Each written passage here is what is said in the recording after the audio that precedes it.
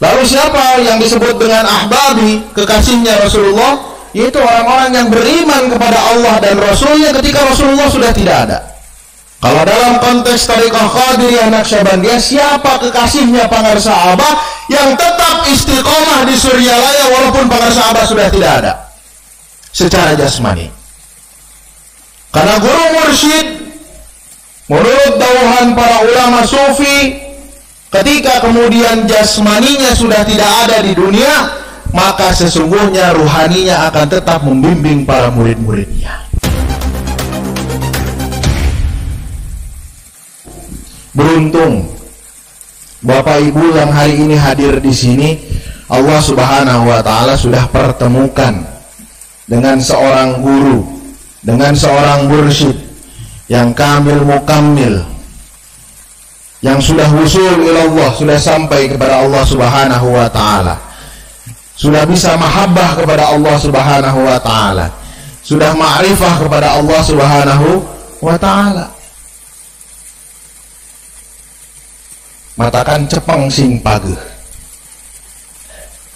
berpegang erat pada tali ini dengan kuat.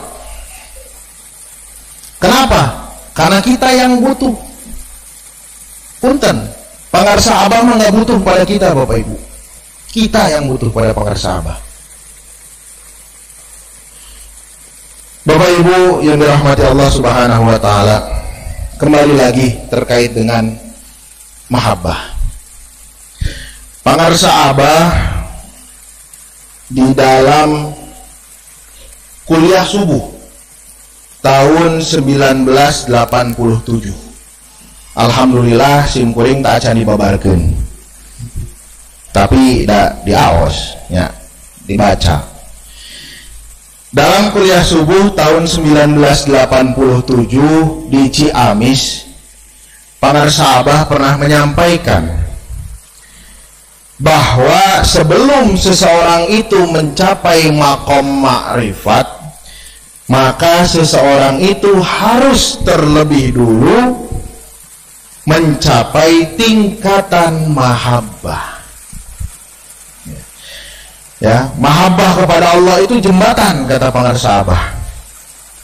Jembatan untuk apa? Jembatan untuk kebahagiaan kita di dunia maupun kebahagiaan kita di akhirat. Sedangkan kita semua pasti menginginkan keduanya. Makanya kemudian doanya Rabbana atina fid dunya hasanah wa fil akhirati hasanah. Kita minta kepada Allah kebaikan di dunia dan kebaikan di akhirat.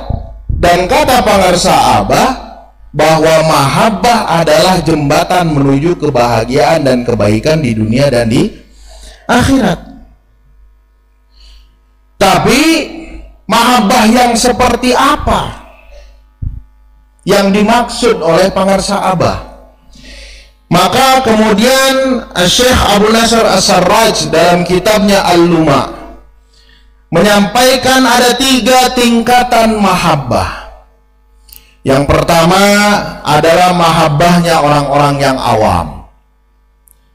Contohnya seperti apa? Contoh mahabbahnya orang awam, cinta kepada Allah karena diberi nikmat, cinta kepada Allah karena diberi rezeki, cinta kepada Allah karena dimudahkan urusan, cinta kepada Allah karena diberi kemudahan. Ini cintanya orang awam, mahabbahnya orang awam. Mahabbah yang kedua adalah mahabbahnya para siddiqin, orang-orang yang hatinya benar. Seperti apa? Yaitu adalah mahabbah yang lahir karena menyadari kekuasaan Allah Subhanahu wa taala. Atau dalam bahasa Al-Qur'an disebut dengan mahabbahnya para ulil albab. Dan di dalam surat Ali Imran Allah Subhanahu wa taala berfirman, siapa para ulil albab itu? Adalah orang-orang yang alladzina yadhkuruna Allaha qiyaman wa qu'udan wa 'ala junubihim wa yatafakkaruna fi khalqis samawati wal ard. Jadi bukan hanya berzikir, tapi orang-orang yang siddiqin Mahabbahnya lahir dan muncul karena apa? Karena melihat pada kekuasaannya Allah Subhanahu wa ta'ala.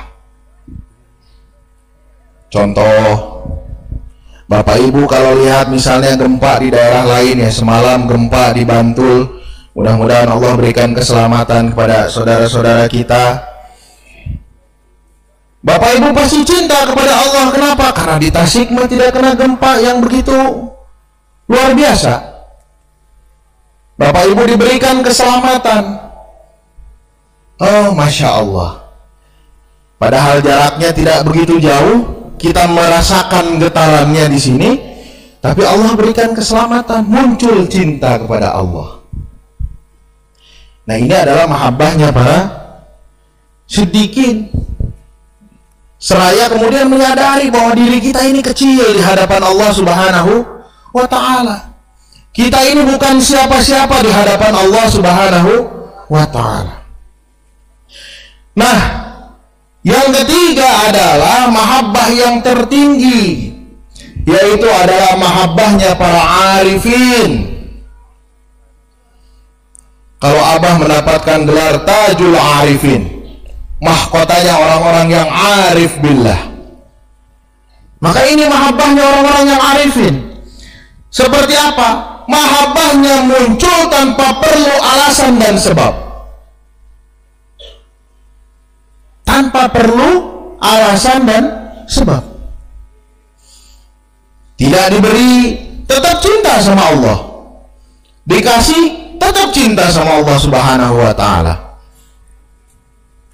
Masih hidup, tetap cinta. Sudah tidak ada, tetap cinta. Ini mahabbahnya orang-orang yang arifin.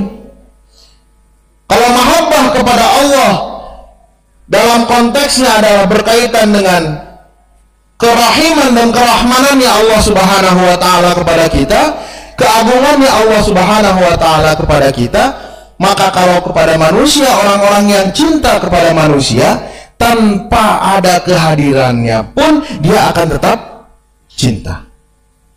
Makanya punten, Rasulullah memanggil kita apa? Ahbabi, para kekasihku. Sampai para sahabat itu jealous. Apa jealous deh? Cemburu. Rasulullah dalam suatu majelis menyebut, "Aina ahbabi?" Di mana para kekasihku? Oh, terus kemudian Sayyidina Abu Bakar menyebutkan, "Alasnal habibuka ya Rasulullah? Bukankah kami ini adalah kekasihmu?" "La, bukan. Bal antum ashabi." Kalian hanya sahabatku, katanya. Lalu siapa yang disebut dengan ahbabi, kekasihnya Rasulullah? Yaitu orang-orang yang beriman kepada Allah dan Rasulnya ketika Rasulullah sudah tidak ada.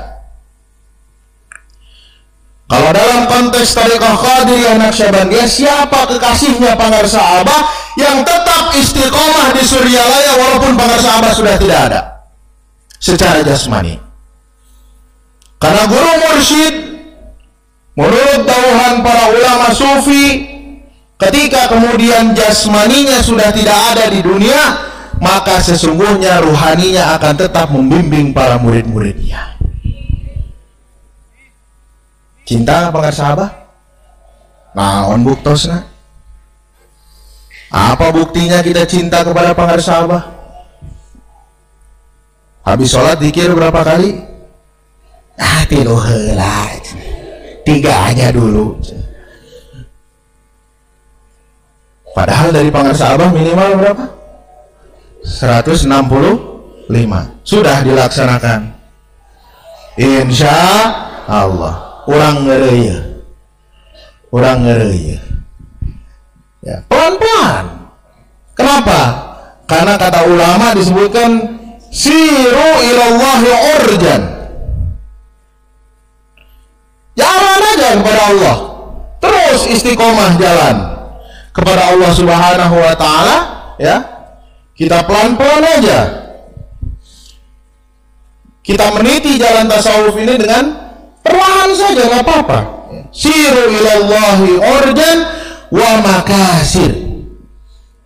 Terus berjalan kepada Allah Subhanahu wa ta'ala walaupun tertatih-tatih, walaupun dalam kondisi sulit. Walaupun kemudian dalam keadaan yang hancur lebur badan, pelan-pelan terus kita menuju Allah Subhanahu wa taala. Menaiki tangga, meniti jalan menuju Allah Subhanahu wa taala, dan ini yang diajarkan oleh pangarsa Abah.